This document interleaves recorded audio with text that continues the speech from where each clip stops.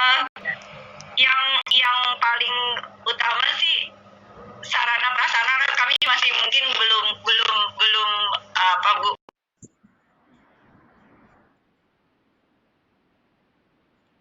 rencana pengembangan. Untuk pengembangan sarana prasarana itu memang sudah kami siapkan ke depannya, mudah-mudahan bisa dalam waktu beberapa tahun ini dengan adanya sarana prasarana yang cukup bisa membawa PGRI Banjarmasin ke akreditasi. Itu harapan kita semua, Ibu. Baik, Bu Dr. Ramdia, mungkin ada masukan Bu Dokter, siapa yang kira-kira bisa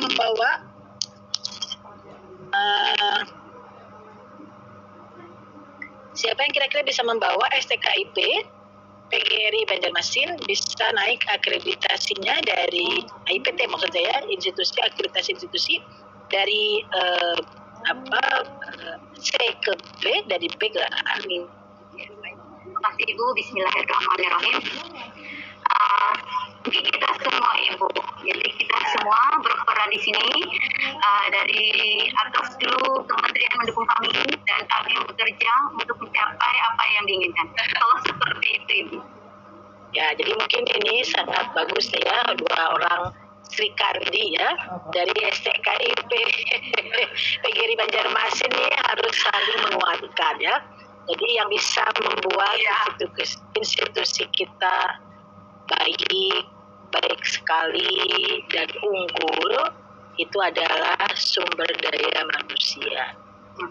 Jadi kalau SDM-nya bagus semua di bawah bimbingan Bu Dr. Ramdia dan Bu Dina, ini harus membuat barisan yang siap berlari cepat, siap jalan di tempat, siap juga untuk jalan dengan derap langkah seperti TNI.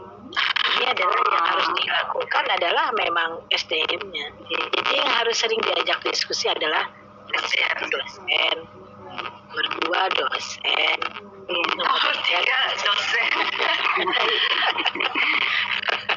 Jadi dosen harus balik lagi Bu. Iya. Jadi mata air, matahari di STKIP PGRI Banjarmasin. Jadi bolak-balik itu lagi sebetulnya lakukan. Ya. Oke, saya mulai aja ya Bu ya. Jadi Bapak Ibu, ini adalah arahan Mas Menteri terkait dengan pendidik yang harus selalu berinovasi dalam proses pembelajaran. Jadi Mas Menteri menyampaikan bahwa pada salah satu wawancara beliau menyatakan tidak ada yang ingin pandemi ini terjadi. Pilihannya adalah belajar atau tidak belajar sama sekali. Ya, untuk menghasilkan kualitas belajar siswa yang baik, para guru harus berinovasi. Ya. Jadi guru ini, kalau udah guru pasti dosennya juga kan? Guru dan dosen berinovasi, meningkatkan metode pengajaran setiap saat. Artinya setiap detik, setiap jam, setiap hari, setiap bulan, setiap semester. Ya, itu yang namanya setiap saat. Kemudian mereka yang memiliki akses internet, kami fokus pada pembelajaran daring. Bagi mereka yang tidak memiliki akses ke internet, kami fokus pada televisi dan radio, dan juga melalui pesan teks ya. Jadi ini beliau sampaikan pada saat diwawancara kegiatan-kegiatan di kementerian oleh beberapa wartawan. Jadi ini adalah kita memang artinya guru dan pendidik itu nomor 1 harus adaptif, nomor 2 adalah harus fleksibel. Ya, jadi inovasi, adaptif dan fleksibel. Mau ada internet bisa memberikan pendidikan, tidak ada internet bisa memberikan pendidikan, ada internet memberikan pendidikan. Saya dulu sekolah juga nggak ada internet, nggak ada TV, ya. Tapi saya sekarang bisa menjadi paling tidaklah bisa menjadi seorang pemimpin yang bisa memberikan berbagai macam komunikasi, terutama dengan komunikasi teman-teman dengan PGRI Banjarmasin. Ya kan, kenapa? Karena memang dulu juga kita nggak ada internet yang baik-baik saja. Kenapa kita tiba-tiba sekarang ada internet didik tadi? Ribetnya nggak usah. Ya, kenapa? Karena kita sebetulnya secara intrinsik sebagai pendidik bisa berinovasi dalam kondisi apapun. Apa tugasnya adalah fokus kepada siswa. Sekali lagi, dosen fokus kepada mahasiswa, guru fokus kepada siswa. Tujuannya hanya satu, membuat siswa dan mahasiswa kita tumbuh berkembang untuk mencapai kesuksesan masa depan, bukan masa kini. Ya, mencapai kesuksesan masa depan. Jadi harus dijamin tumbuh berkembang. Jadi kalau kita bisa memberikan pupuk 4 kompetensi guru dan dosen, kalau kita pupuknya tidak diperbaiki, maka tanaman benih-benih unggul ini tidak bisa mendapatkan pupuk dan mata air yang baik. Maka tumbuhnya juga mungkin tidak sempurna. Maka oleh sebab itu sebagai dosen, mari kita balik lagi menjadi mata hati, mata air, dan matahari supaya bibit unggul kita tumbuh dengan baik untuk memimpin masa depan. Ya, jadi Bapak Ibu contohnya sangat gampang. Kalau Bapak Ibu sudah pensiun, masih dicari oleh mahasiswanya, atau Bapak Ibu sudah 10 tahun tidak bertemu dengan lulusan Bapak Ibu, masih dicari sama mahasiswanya yang sudah lulus dari STKIP PGRI Banjarmasin, berarti itu adalah tanda outcome Ibu seorang dosen dan pendidik yang berhasil. Kalau Bapak Ibu sudah 10 tahun menjadi dosen, nggak ada mahasiswa yang berhasil mencari Ibu, berarti Bapak Ibu harus introspeksi diri. Ya, untuk catatan satu ya. Kalau mata air dicari orang terus, Bu, nggak kemana aja mata air itu dicari orang. Jadi balik lagi, harus menjadi mata air, mata hati, dan matahari bagi mahasiswa kita. Bapak Ibu ini adalah dosen kita, bayangin di statistiknya. Dan ini adalah yang kadang-kadang sama teman-teman di pendidikan itu jarang mau belajar menafsirkan data dan mengolah data statistik. Nggak bisa kelas big data. Semua keputusan data. Jadi apapun dosen mata kuliah dosen tersebut yang diampu, maka dosen tersebut harus pandai mengolah data dan mengambil keputusan dengan data. Ini Bapak Ibu, jumlah perguruan tinggi di Indonesia ya yang ada di perguruan tinggi ini non vokasi 3029 perguruan tinggi akademis. Ya. Di manakah adanya STKIP PGRI Banjarmasin? Adanya di yang warna oranye, ya, yang warna oranye. Tapi juga Bapak Ibu juga berada di PTK 184 yang khusus di bidang pendidikan. Ya. Nah, ini kalau Ibu tahu posisinya, saya harus tahu nih saingan saya siapa. Maka kita harus melakukan kegiatan-kegiatan untuk melakukan komunikasi berikutnya ya. Kemudian berikutnya lagi adalah mari kita lihat Bapak Ibu, ini program studi ya. Di manakah program studi untuk MIPA nih? Yang punya program studi MIPA ada sebanyak 1.208 program studi ya. Mahasiswa pendidikan ada 1,8 juta ya. Mahasiswa di MIPA ada 198.000 lebih. Pertanyaan saya, berapa banyak kita butuh guru 1 tahun? Hanya 60.000. Ya, jadi kalau Bapak Ibu sekarang punya mahasiswa 1,8 juta, maka Bapak Ibu harus memikirkan ini yang dikurangi dengan 60.000, ya hanya 1,7 juta. Mau kerja apa, maka mereka harus disiapkan untuk menjadi job creator. Ya, mungkin itu yang harus saya sampaikan. Jadi Bapak Ibu, apalagi nanti mau bikin universitas ya, harus dicari tuh universitasnya seperti apa yang memang memenuhi persyaratan. Sekarang ini yang mau membuat universitas, kalau tidak yakin bisa mendapatkan mahasiswa minimal 3.000 orang, maka tidak akan diberi izin sama kementerian. Jadi saya sarankan kepada STKIP PGRI Banjarmasin mencari teman-teman dari perguruan tinggi swasta yang kecil-kecil, yang di bawah 3.000, gabung, merger. Tahun depan bagi yang mau merger ada insentif uang dari Kementerian Pendidikan dan Kebudayaan ya, khususnya Direktorat Jenderal Pendidikan Tinggi. Boleh untuk sarana, boleh juga untuk memberi dosen ya. Tapi yang tadi idenya bagus bikin universitas, tapi balik lagi universitasnya harus punya mahasiswa di atas 3.000 orang. Ini adalah tentang perkembangan PISA yang ada di Indonesia ya. Nilai PISA nomor 9 dari bawah dari 78 negara. Dan untuk reading turun terus tuh. Ya, kemudian untuk matematik sudah pernah naik, sekarang turun lagi. Kemudian secara skor rata PISA-nya sepertinya naik. Tapi kita naiknya itu sedikit. Jadi kalau mau sama dengan teman-teman yang PISA-nya di negara OECD pun baru sama dengan mereka. Jadi kita harus melakukan percepatan. Oleh sebab itu, Mas Menteri, percepatannya ada dengan cara mengeluarkan peraturan Permendikbud nomor 3 tahun 2020 yang mengawal dengan kampus merdeka.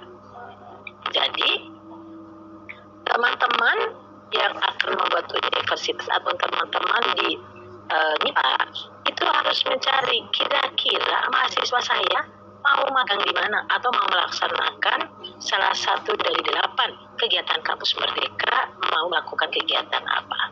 Jadi harus dicari sekarang karena tidak bisa lagi teman-teman tanpa mengimplementasikan idealnya 3 semester identik dengan 60 SKS harus berada di luar kampus dan harus menerapkan satu atau beberapa dari 8 implementasi kampus merdeka. Ini adalah arah kebijakan dari Kementerian terkait dengan pendidikan tinggi. Nomor 1, terima kasih STKIP PGRI telah membantu meningkatkan APK angka partisipasi kasar pendidikan tinggi. Nomor 2, relevansi mulai dari semester ini semua program studi di pendidikan tinggi akademis harus menerapkan kampus merdeka. Tidak ada kecuali. Semester 1, semester 3, semester 5, dan semester 7. Kemudian menguatkan mutu dosen seperti yang tadi disampaikan. Mau majunya sebuah STKIP PGRI Banjarmasin, maka dia harus menguatkan nomor 1 dosen, nomor 2 dosen, nomor 3 dosen. Ya, berikutnya adalah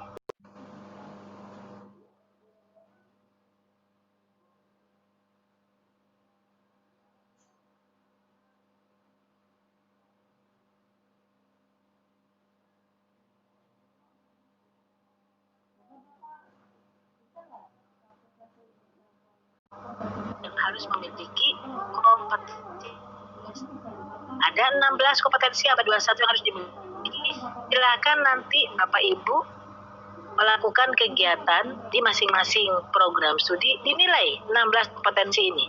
Boleh pakai skala 10 yang terbaik, boleh pakai skala 100. Kalau dosennya literasinya nilainya berapa? Dinilai oleh ahli literasi, ya. Jadi nanti ahli literasi disuruh menilai dosen-dosennya. Ahli numerasi disuruh menilai dosen-dosennya dan seterusnya sampai dengan 16 skill ini. Nanti ketahuan ada di mana kompetensi abad 21 teman-teman di STKIP PGRI Banjarmasin. Kalau nanti nilainya di bawah 8, maka pimpinan STKIP PGRI Banjarmasin harus membuat program peningkatan kualitas dosen. Ya, masing-masing kan ada. Jadi orang yang nilainya kurang dari 8 literasi ya belajar literasi aja. Ada orang yang komunikasinya masih di bawah 8 ya belajarnya komunikasi aja. Ada enggak Bu yang semuanya di bawah 8 ya banyak. Ya. Jadi ini harus dilakukan 16 kompetensi yang harus dipunyai oleh SDM abad 21. Bapak Ibu, ini adalah Kepmen baru. Kepmen tentang 754 terkait dengan indikator kinerja perguruan tinggi. Untuk dosennya nih, dosennya Bapak Ibu, diminta sama Perkepmen itu adalah dosen yang ada di STKIP sekali-sekali harus mendapatkan dosen dari luar kampus. Ya, jadi silakan dong Bapak Ibu dosen-dosen dari luar kampus supaya mahasiswa kita juga bisa belajar dari dosen lain yang lebih bagus atau lebih luas networkingnya. Untuk persyaratan dosen kedua yang inovatif adalah persentase dosen yang berkualifikasi akademik S3 atau memiliki sertifikat kompetensi. Jadi sekarang kalau sekarang semua dosen baik di dikti maupun di diksi harus punya sertifikat kompetensi atau profesi. Bu Paris punya nggak? Punya. Saya punya profesi pendidik. Ya, punya sertifikat. Punya nggak profesi lain? Punya. Saya punya profesi bioteknologi. Punya yang lain nggak? Punya. Saya punya sertifikasi ISO 9001-2000 untuk manajemen, 9001-2001 untuk kinerja, 9017-025 untuk laboratorium, dan saya juga punya sertifikat untuk lingkungan, yaitu 1401 ya. Jadi ini juga sama, makin banyak sertifikatnya makin bagus pasnya. Kenapa ya? Belajarnya banyak. Gitu loh. Jadi balik lagi nih kepada teman-teman di tim manajemen, gak usah mumpung sekarang lagi pakai Vicon begini kan, gak usah disuruh pergi kan dosennya, udah 2 jam dapat dari Min Uno, coba tuh belajar bagaimana menjadi PR yang baik, ya kan? Sekarang bisa diundangkan timnya Min Uno atau alumni Min Uno bisa diundang, suruh memberikan berbagai macam pola-pola untuk 6 soft skill ya. Kalau Mas Menteri bilangnya 6C katanya, komunikasi, kolaborasi, compassion, critical thinking, kemudian creative thinking, dan computing logic.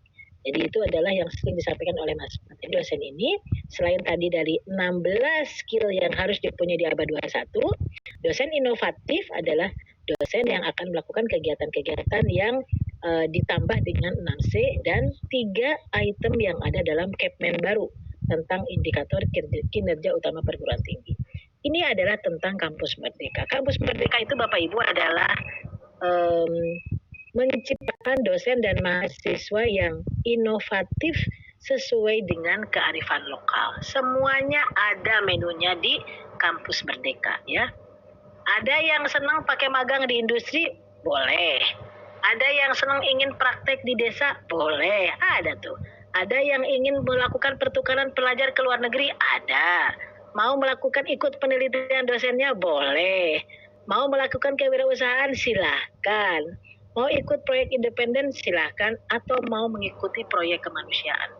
Dosen IPA dan guru MIPA itu sangat connected dengan kejadian COVID-19. Kalau niat mau melakukan penelitian dan pengabdian masyarakat, tinggal bergabung dengan teman-teman di BNPB provinsi, kabupaten maupun kecamatan. Ya, lakukan berbagai macam kajian, misalkan bagaimana melakukan pencegahan COVID. Teman-teman dari biologi tanya, virus itu makhluk hidup apa bukan? Bisa dihitungnya pakai komputer apa? Menularnya lewat jalan mana? Iya, kalau supaya kita tidak tertular seperti apa? Wah, itu semuanya bisa dilakukan oleh guru dan dosen MIPA. Setiap kedip mata tuh, ya, bisa menjadi, balik lagi, mata air kehidupan pendidikan Indonesia. Ya, oh MIPA itu luar biasa. Bapak Ibu bangun tidur, ya kan? Kenapa kita bangun tidur matanya tidak langsung bisa dibuka? Bisa diterangkan oleh dosen MIPA, oleh guru MIPA ya. Kemudian setelah itu kita duduk ya. Setelah duduk misalkan kita berwudu yang beragama Islam, kenapa kita merasakan dingin? Ada nggak orang manusia yang tidak merasakan dingin? Ya ada, yang sarafnya sudah mati. Nggak bisa rasa dingin, rasa panas. Ya, itu juga bisa dibahas. IPA lagi, ya kan? Habis itu kenapa sih kita harus melakukan kegiatan untuk berolahraga? Nanti, kenapa berolahraga? Oh, respirasi supaya lebih tinggi. Kenapa kita butuh respirasi lebih tinggi? Supaya ada pertumbuhan dari semua sel. MIPA lagi. Jadi setiap detik kehidupan itu, dosen MIPA, guru MIPA, itu bisa dimasukkan dalam proses pembelajaran. Tinggal apa? Tinggal dosen dan gurunya adalah harus inovatif dan kreatif. Ya, karena kita sudah diminta ini oleh tujuan pendidikan tinggi ya. melalui pasal 5 dari Undang-Undang Nomor 20, yaitu kita dosen dan guru itu harus menciptakan manusia yang beriman dan bertakwa kepada Tuhan Yang Maha Esa, berakhlak mulia, sehat, berilmu, cakap, kreatif, mandiri, terampil, dan kompeten. Bayangin Bapak Ibu, saat sehat belajar MIPA, berilmu belajar MIPA, cakap belajar MIPA, kreatif belajar MIPA. Nggak ada dosen MIPA itu yang tidak bisa dikonekkan dengan mata pelajaran. Contoh ya, orang teman-teman dari matematika langsung bangun tidur lagi tadi ya. Kemudian dia dari satu ruang tidur, kemudian masuk ke ruang keluarga yang lebih besar. Tinggal ditanya tuh, berapa beda luas dari ruang tidur dengan ruang keluarga? Belajar lagi. Apakah itu kompetensi lokal? Berbudaya lokal? Berbudaya lokal mungkin yang dihitung adalah rumah gadang, ya kan? Terus ditanya lagi sama kita, ya kalau memang mau melakukan kearifan lokal, mengapa orang Padang punya banyak restoran di luar Padang? Di Kota Padang tidak ada yang namanya restoran berbudaya lokal? Berbudaya lokal ya, mungkin kan? Yang dihitung adalah rumah gadang. Restoran Padang ya, kan? Itu terus ditanya lagi sama kita, mempunyai kalau memang mau melakukan kearifan lokal, mengapa orang Padang punya banyak restoran di luar Padang? Katakanlah sebanyak 3 juta orang. Kenapa di Kota Padang tidak ada yang namanya restoran Padang dibandingkan berapa kira-kira omset restoran Padang ya di Jakarta yang punya penduduk kalau pagi hari 10 juta, kalau pagi hari 25 juta, kalau malam hari 10 juta. Berapa uang yang berputar di Kota Padang dan di Jakarta sama-sama dengan ukuran restoran Padang? MIPA lagi. Jadi MIPA itu yang mau kearifan lokal tuh banyak banget. Itu tadi mungkin kalau kata bohongnya, kalau ada satu hari itu 24 jam, mungkin sampai jam ke-25 per hari itu bisa melakukan kegiatan proses pembelajaran dengan kearifan lokal tuh. Ya, orang MIPA itu. Jadi yang dipentingkan adalah tadi guru dan dosen yang inovatif dan kreatif dalam rangka menjadikan mahasiswa dan siswanya menjadi orang-orang yang berakhlak mulia dan kompetitif ya. Bapak Ibu, ini adalah proses pembelajaran di dalam kegiatan pendidikan tinggi STKIP PGRI Banjarmasin. Kalau dulu hanya ada dari kegiatan tanpa kampus merdeka, tanpa yang ini. Sekarang semuanya harus dirancang. Proses pertama kali adalah nomor 1. Harus memetakan learning outcome. Bu, dari mana learning outcome? Dari Undang-Undang 12 tahun 2012 pasal 5. Yang mana yang ini? Ya, ini outcome nih. Manusia yang berakhlak mulia, sehat, berilmu, cakap, kreatif, mandiri, terampil. Jadi seluruh lulusan dari STKIP PGRI Banjarmasin harus punya value yang ada di dalam pasal. Dicek sekarang, apakah lulusan PGRI Banjarmasin berakhlak mulia? Iya, conteng, berarti kurikulumnya udah bagus. Sehat? Ya Bu, sehat. Berarti udah bagus. Berilmu enggak? Apakah nilai 3,0 dari STKIP PGRI Banjarmasin sama dengan 3,0 dari universitas misalnya negeri Yogyakarta? Kalau tidak sama berarti ilmu kita belum terstandar. Supaya terstandar apa? Kalau di sana MIPA-nya akreditasi di UNJ adalah akreditasinya A, kalau di STKIP PGRI Banjarmasin masih B, berarti 3,0 di Banjarmasin berbeda dengan value 3,0 di Yogyakarta. Gimana supaya sama? Naikkan akreditasinya, tingkatkan kompetensi dosennya, kemudian untuk dapat akreditasi. Jadi saya sangat bisa melakukan penjaminan jika akreditasi produk sama-sama A, maka keilmuannya juga relatif sama. Begitu juga semua lulusan STKIP Banjarmasin kalau cakap oke, kreatif oke, mandiri oke, dan menjadi warga negara demokratis yang bertanggung jawab untuk berbudaya dan kepentingan bangsa. Pertanyaannya adalah kira-kira kalau untuk kepentingan bangsa berapa banyak alumni PGRI dari orang-orang yang berkiprah untuk kepentingan bangsa. Kalau masih sedikit, lakukan capacity building untuk dosen lagi. Selalu dengan dosen. Jadi kepada para pengurus yayasan, investasilah pada capacity building untuk dosen. Setelah melakukan kegiatan di outcome, maka yang harus dibuat adalah output. Di mana Bu bisa dapat output? Ada di Standar Nasional Pendidikan Tinggi Permendikbud nomor 3 tahun 2020, yaitu harus punya ijazah, outputnya lulusan STKI PPGRI Banjarmasin, harus punya SKPI, dan harus punya sertifikat kompetensi ahli apapun program studinya. Ya, jadi kalau MIPA harus punya dong sertifikat menjadi guru MIPA profesional. Misalnya adalah masuk PPG atau masuk dengan berbagai macam bentuk pendidikan yang lainnya ya. Kemudian setelah dapat outcome dan output, baru dibuat inputnya. Apa tuh inputnya? Dari dunia kerja. Jadi kalau mau membuat kurikulum untuk STKI PPGRI bidang MIPA, tanyanya kira-kira sama siapa? Sama industri yang banyak menggunakan kompetensi IPA. Apa itu industrinya? Banyak banget ya.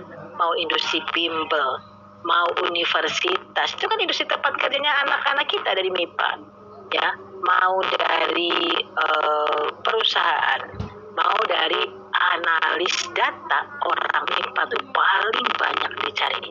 Bapak Ibu, berapa banyak Indonesia perlu analis data? Yang punya kompetensi kita 9 juta orang untuk 15 tahun yang akan datang. Kata siapa? Kata Bapak Presiden. Kebutuhannya adalah 600.000 orang per tahun.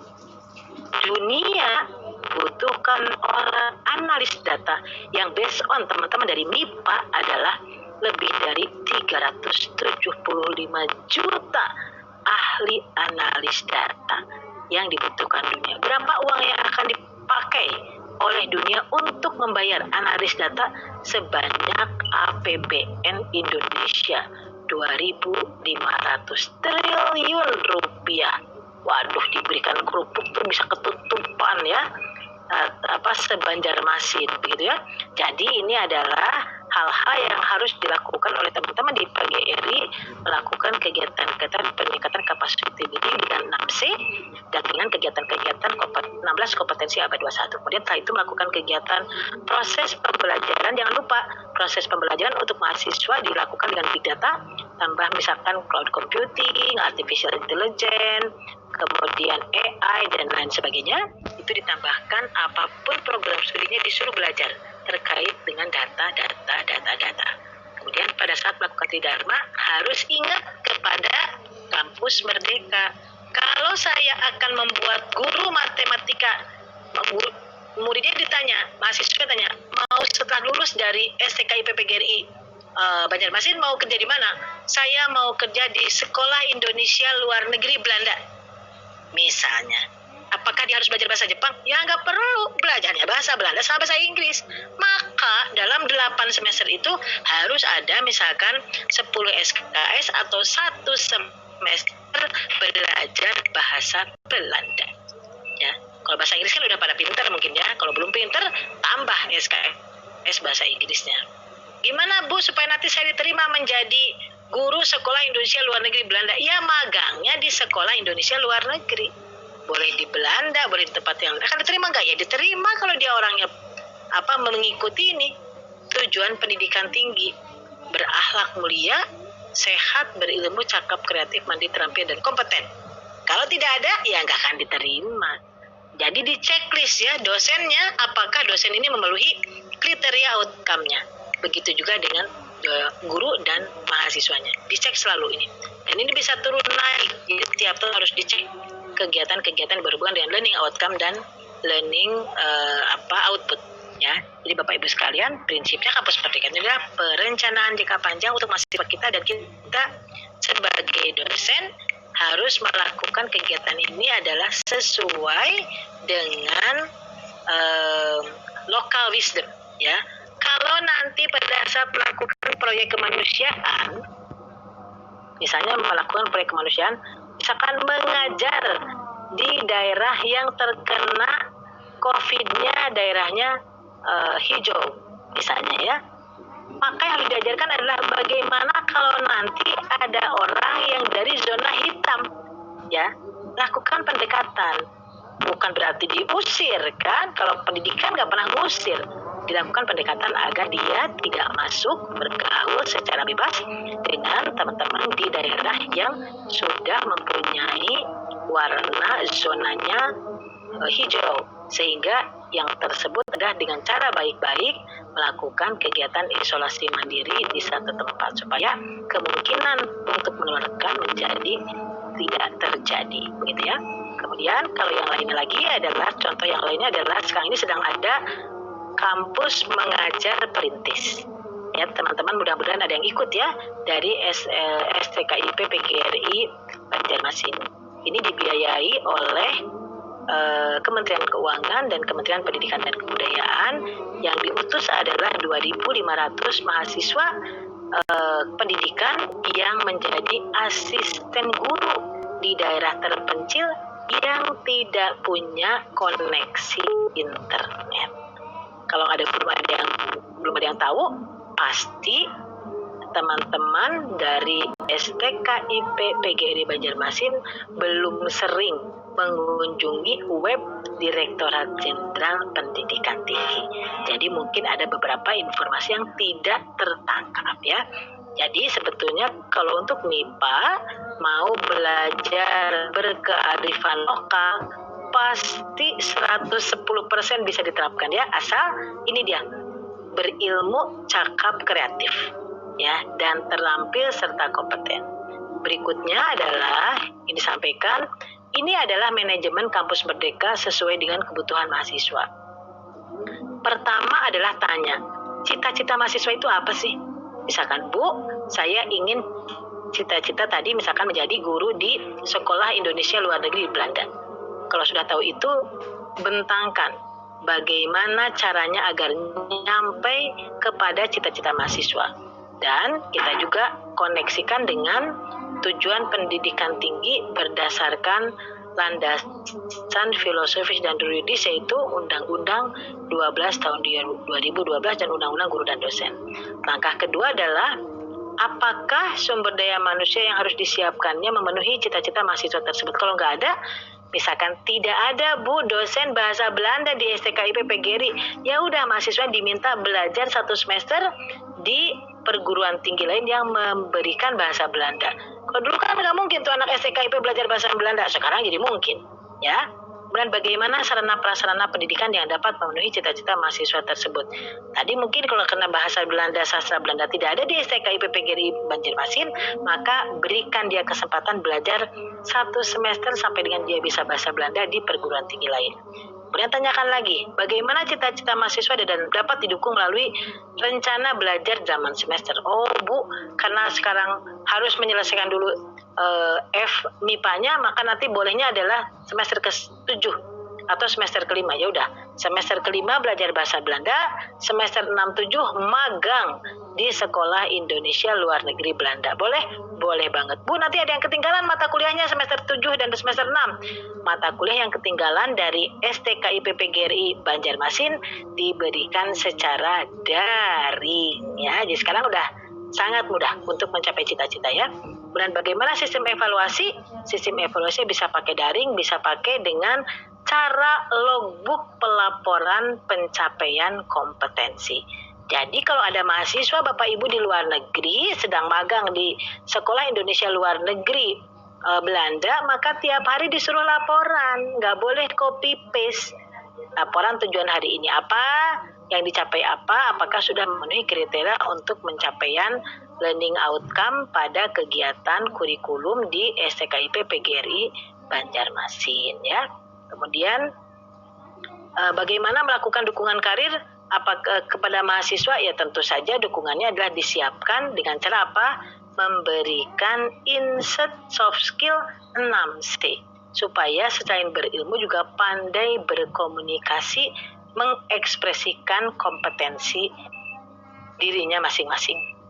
Ya, kemudian selain itu jejaring-jejaring dari alumni STKIP PGRI Banjarmasin harus dioptimalkan. Bapak Ibu, ini contoh guru-guru kreatif ya. Mudah-mudahan salah satunya dari alumni STKIP PGRI Banjarmasin ya. Ada guru Pak Zaki ya yang membuat RPP-nya karena dia mengikuti surat edaran Mendikbud tentang kebencanaan.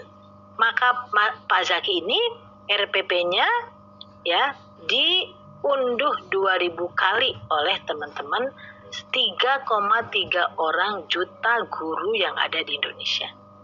Ya, kemudian guru yang lain adalah guru di Banyumas sulit mengakses internet. Ini baru di Banyumas ya, gimana tuh yang di Papua sama di NTT. Kemudian guru Banyumas ini mengumpulkan guru-guru lain yang sesuai dengan kompetensinya dan komunitasnya sama. Jadi mungkin guru-guru yang juga mempunyai program studi yang sama atau mata pelajaran yang sama. Kemudian mereka membuat forum belajar dibantu dengan salah satu perusahaan teknologi dan akhirnya mereka langsung mengajar sambil mempraktekkan. Jadi di sini bagaimana sebetulnya guru itu punya networking profesi yang terbanyak di Indonesia. Kenapa? Karena anggotanya ada 3,3 juta orang. Jadi kalau satu saja kita bisa berkreasi, maka kita bisa menjadi, balik lagi, mata air bagi guru lain yang sedang kehausan terkait dengan RPP tema kebencanaan dan bagaimana melakukan kegiatan proses pembelajaran di daerah yang tidak ada internetnya. Kemudian ini adalah kebijakan Kampus Merdeka bahwa karena PISA kita itu kecil, maka tahun depan Mas Menteri akan turun besar-besaran semua stakeholder SDM terkait dengan PISA dan TIMSS akan digelontorkan ke semua jenjang pendidikan di 540 kabupaten kota untuk memperbaiki literasi numerasi dan literasi baca dari anak didik kita dan juga guru dan dosen baik MIPA maupun non MIPA. Oleh sebab itu Bapak Ibu, tahun ini kita uji coba dengan Kampus Merdeka Perintis. Kampus Merdeka Mengajar Perintis ya. Sekarang diturunkan 2.500 mahasiswa dari STKIP untuk menjadi asisten guru di daerah yang tidak punya internet sehingga bisa melakukan kegiatan proses pembelajaran dengan baik. Ya, kemudian tujuan dari asisten mengajar di satuan pendidikan lain juga memberikan kesempatan bagi mahasiswa yang memiliki minat di bidang pendidikan dan membantu meningkatkan pemberataan pendidikan. Jadi Bapak Ibu, keluhan yang didapat oleh Mas Menteri adalah teman-teman di daerah terpencil itu harus mengajar siswanya 5 orang di rumah A, 5 orang di rumah B, 5 orang di rumah C, 5 orang di rumah D. Dengan adanya asisten mengajar yang dari 2.500 mahasiswa STKIP, maka mereka sekarang bisa paralel, ya, bisa masing-masing belajar di 4 tempat dan dalam satu waktu tertentu bisa mencapai 20 mahasiswa kalau kita punya 3 asisten dari pendidik yang ada di daerah terpencil. Ini adalah kebijakan Kampus Merdeka Asistensi Mengajar di Satuan Pendidikan, pasti harus mendaftar KRS-nya, kemudian dilakukan pembekalan supaya sesuai dengan budaya, kemudian kolaborasi dengan satuan pendidikan, mengajar di satuan pendidikan. Kalau dulu mengajar itu SKS-nya kalau KKN maksimal 6 SKS, kalau sekarang kalau kalau satu semester bisa dapat 20 SKS, kalau 3 bulan seperti KKN dengan mengajar bisa dapat 10 SKS, ya.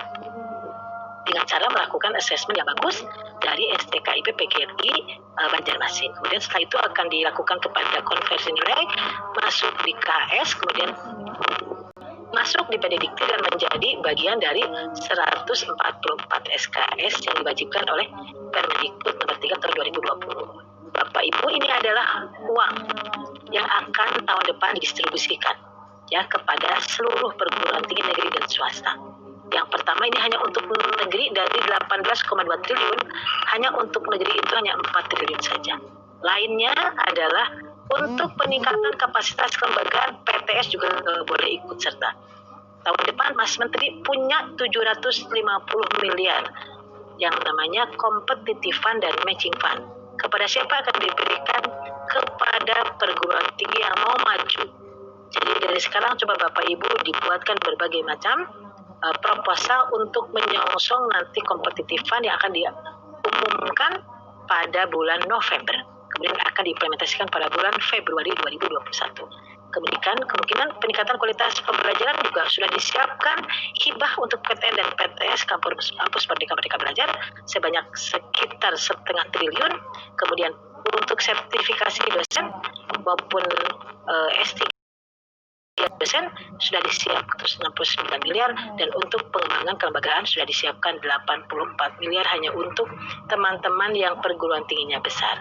Nah, untuk teman-teman yang akan bergabung sampai dengan merger 3.000 orang peserta mahasiswa, maka akan mendapatkan uang yang ada di sini, yaitu 750 miliar. Bagi yang mau merger akan diberi insentif untuk membeli peralatan atau membangun beberapa ruang kelasnya atau memperbaiki ruang kelasnya agar menjadi lebih baik dibanding kalau membuka program studi kecil-kecil. Ya, jadi ini adalah yang penting saya sampaikan kepada Bapak Ibu sekalian, segera lakukan merger, kemudian Bapak Ibu sekalian nanti akan bisa mendapatkan matching fund dan competitive fund dari Kementerian Pendidikan dan Kebudayaan. Ini adalah perjalanan saya 30 tahun menjadi staf di Kementerian. Mas Menteri ini paling pandai mencari uang untuk memberikan dukungan kepada PTS. Ya, PTS ini banyak sekali didukung oleh Mas Menteri. Contohnya ada UKT kemarin, siapa yang paling banyak mendapatkan dari uang 1 triliun? Teman-teman PTS. Banyak berapa? 250.000 orang mahasiswa PTS yang mendapatkan bantuan uang kuliah tunggal plus.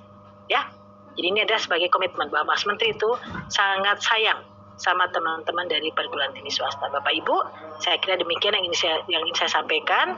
Jangan lupa kami tidak pernah membeda-bedakan PTN dan PTS. Ini sebagai bukti juga saya sebagai Sesditjen mau diundang oleh teman-teman dari STKIP PGRI Banjarmasin, dan kami tidak pernah membeda-bedakan mau yang besar PTN PTS mau yang kecil, semuanya kami layani. Kenapa?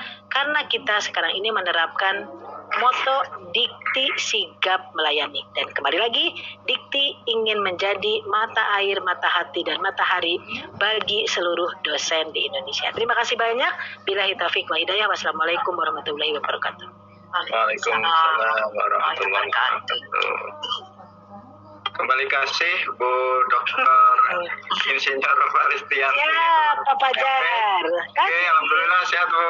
Ya, Pak Fajar. Amin. Oke, alhamdulillah sehat. Terima kasih Bu.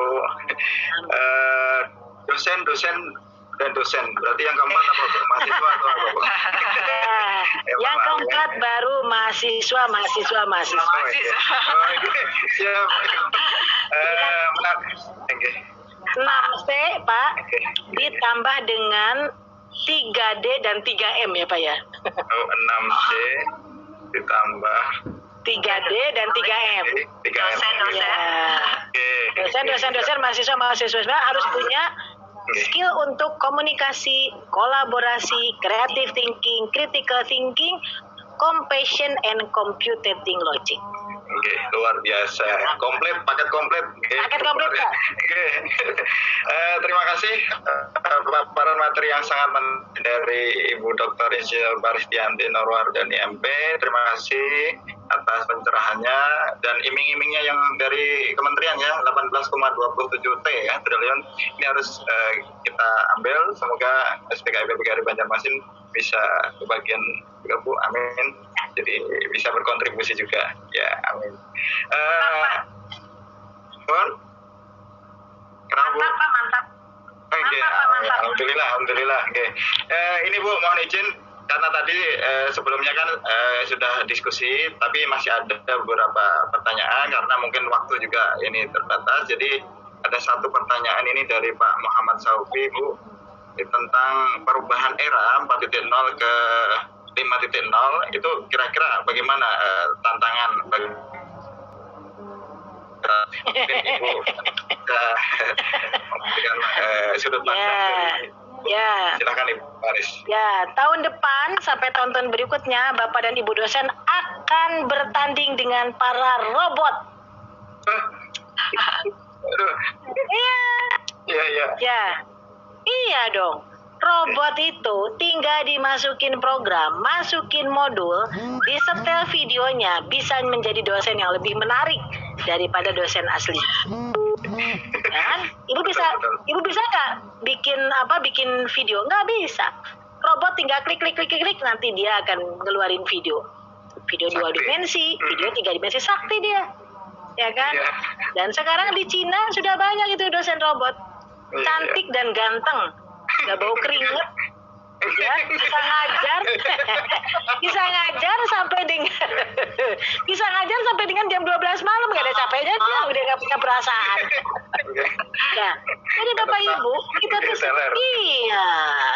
ya, jadi kita tuh sekarang akan bertanding tuh sama robot-robot itu. Mau bertanding ilmu, kalah kita. Tanding apa lagi? Keterampilan, kalah. Apa yang kira-kira kita bisa menang Bapak Ibu? Soft skill. Ya, sikap Bapak Ibu. Dia tidak bisa mengajarkan kasih sayang. Dia tidak bisa mengajarkan respect. Dia tidak bisa mengajarkan empati. Ya. Dia tidak bisa mengajarkan compassion yang diminta oleh Mas Menteri. Gak bisa dia. Ya kan, dia dipukul juga dia diam aja. Ada anak didiknya yang mukul temannya, dia diam aja. Ya kan? Nah, jadi ke depan itu dosen itu harus yang bisa mengendalikan robot. Siapa dia? Yang melek teknologi. Ya. Yang pandai kapan dia meningkatkan kompetensi robot, kapan dia harus menahan robot agar tidak terlalu memberikan keilmuan yang lebih tinggi. Supaya nanti mahasiswanya nggak bingung.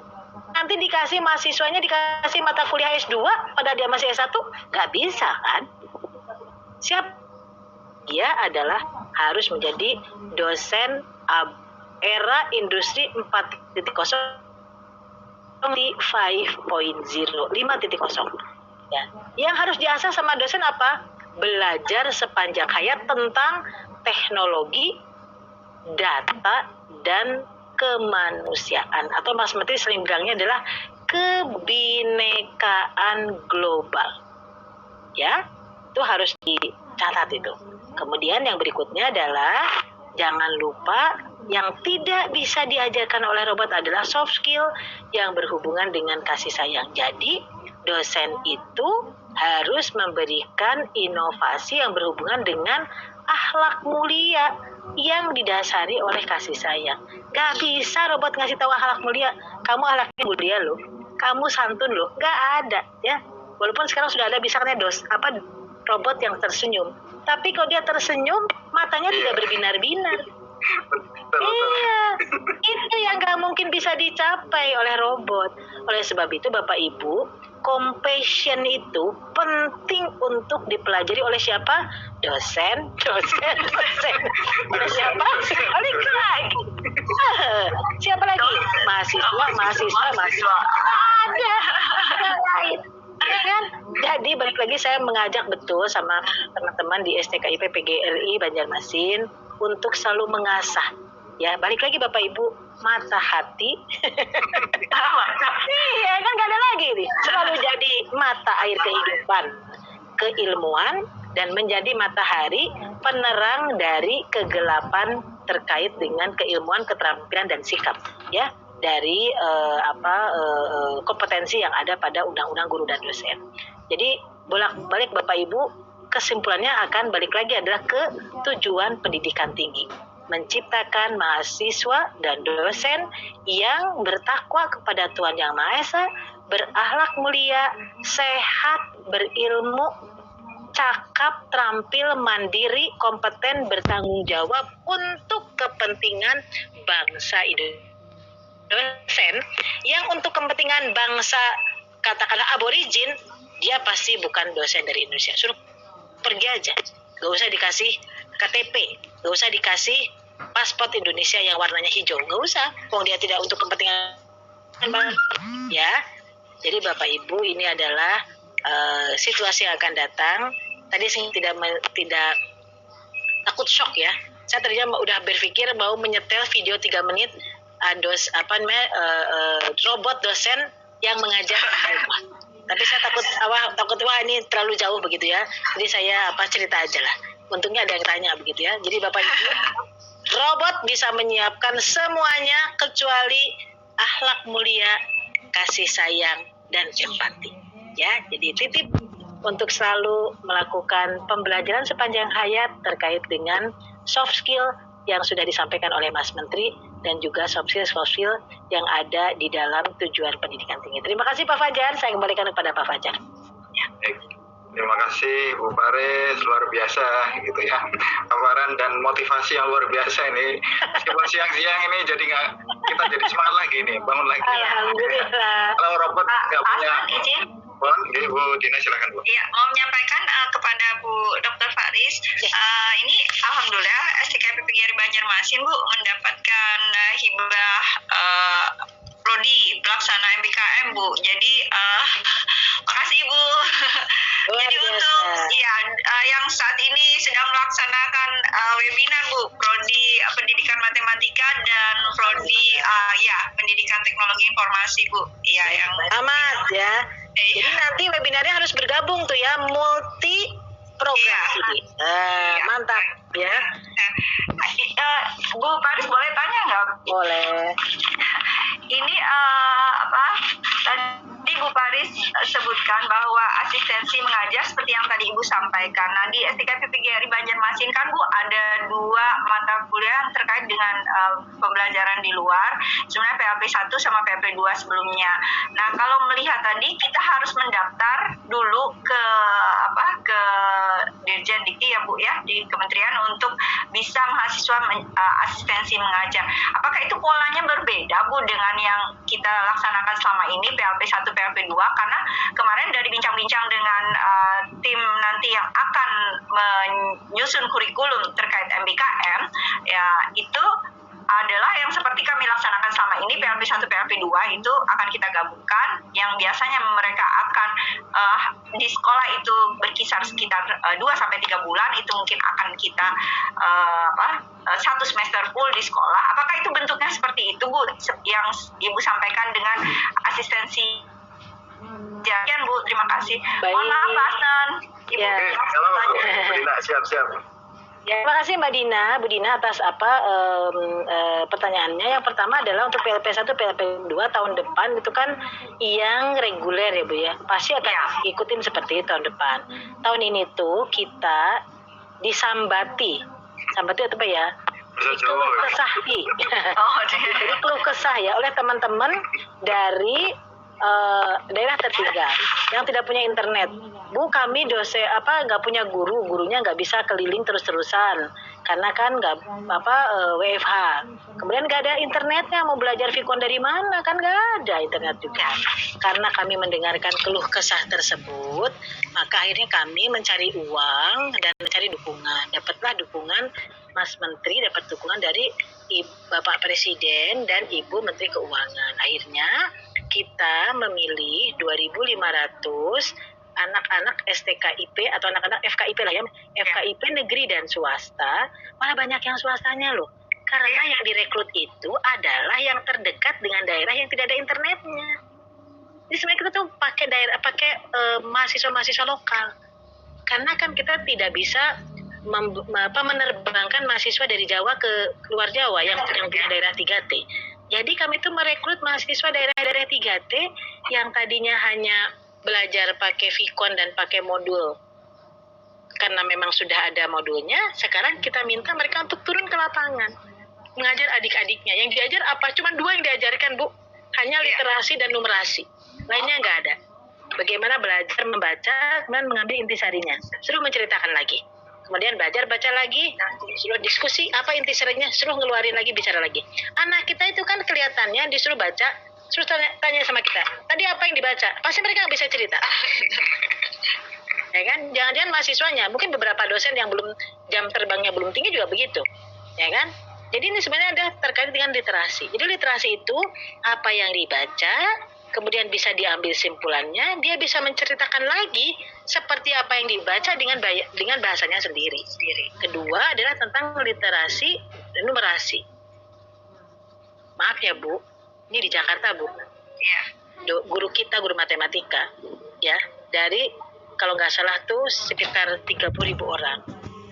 Diberi soal 0,313 ditambah dengan 1/7, ya, ditambah dengan 3/9, ditambah dengan 0,05, nggak ada yang bisa jawab, hanya 10%.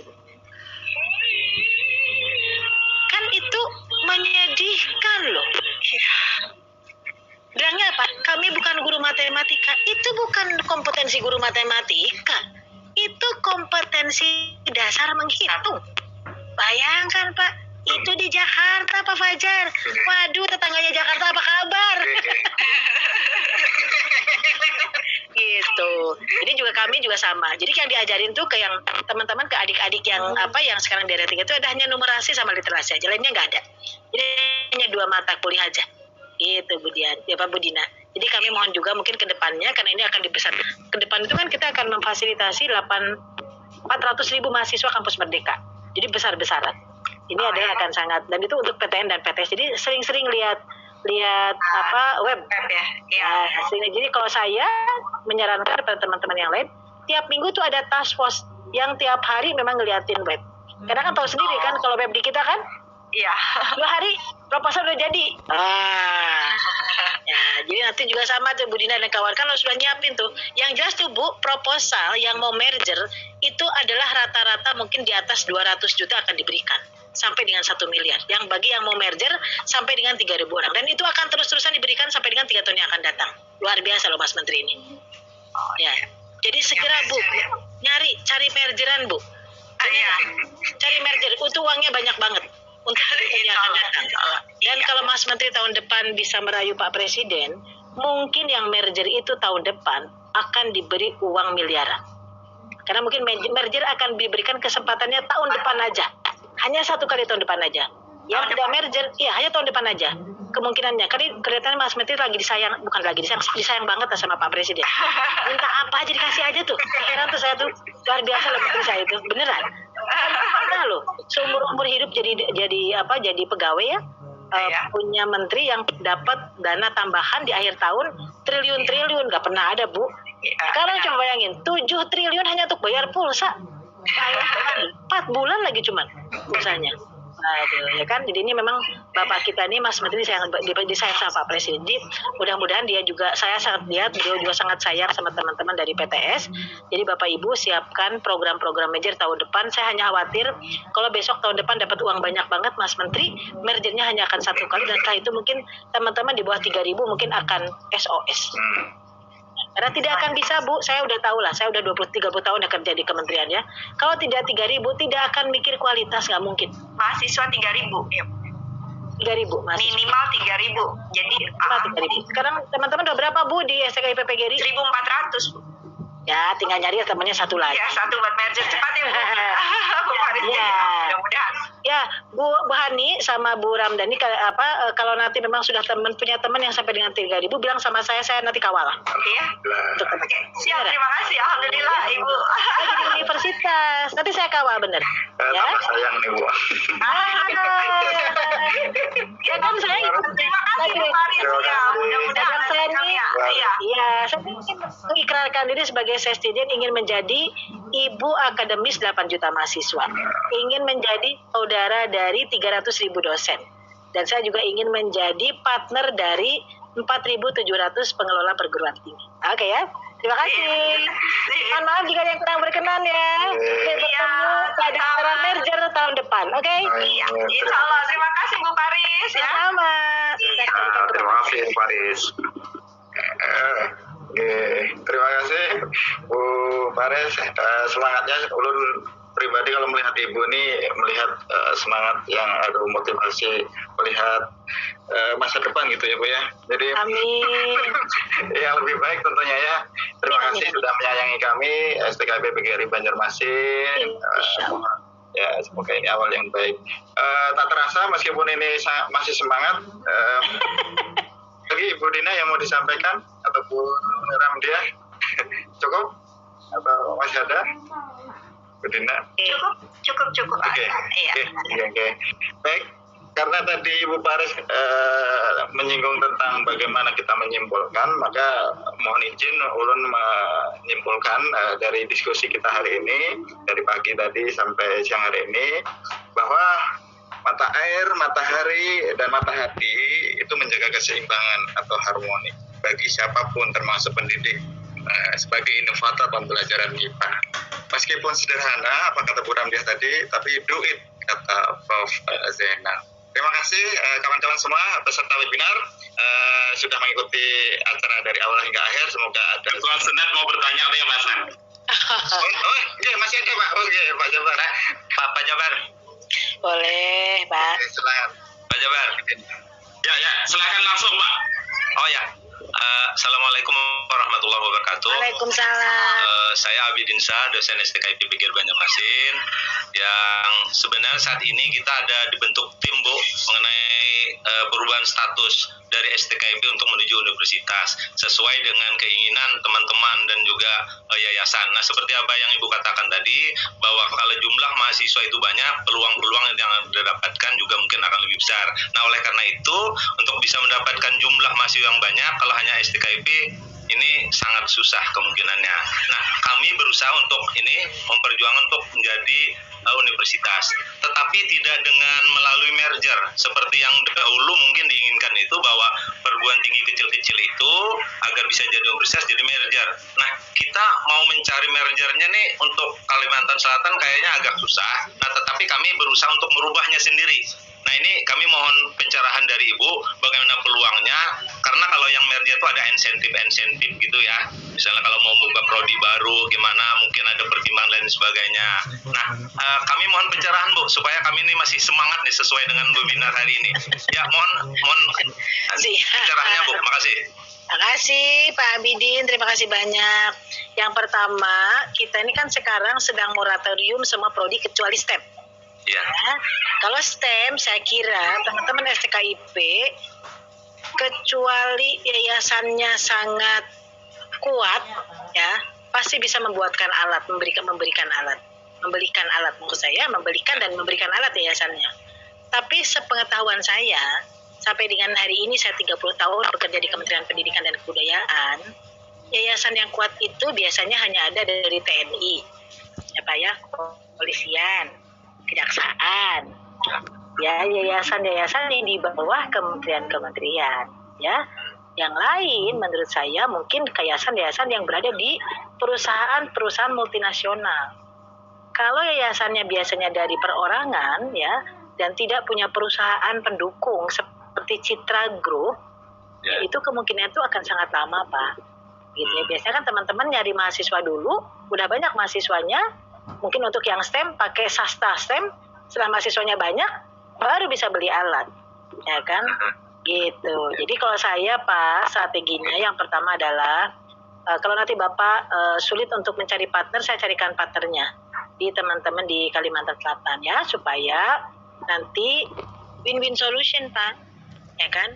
Prodi itu kalau bukan STEM pasti pasti tidak diberikan kecuali di endorse oleh teman-teman yang memang sudah bisa membuktikan punya perusahaan sendiri.